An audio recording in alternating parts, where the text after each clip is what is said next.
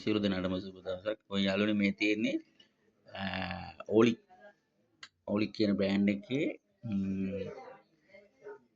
What උපරිම 550ක amp එකක්. ඉතින් මේ ඇම්ප් එකේ මේ තියෙන මික්සර් එක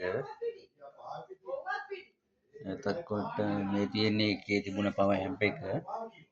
ඉතින් පවර් ඇම්ප් එක මේ වෙනකොට සම්පූර්ණයෙන්ම පිච්චිලා මේ විදිහට කර වෙලා තියෙන්නේ.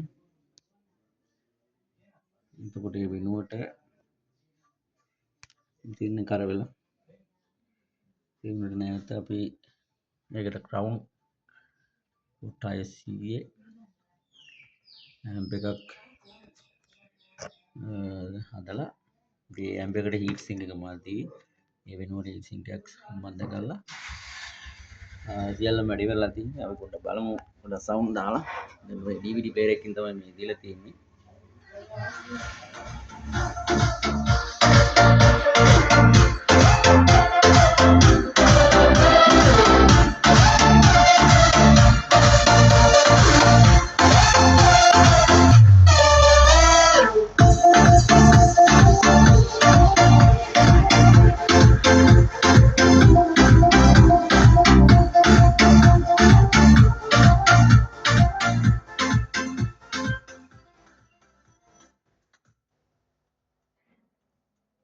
කිසිම හම් එකක් ඇහෙන්නේ නැහැ.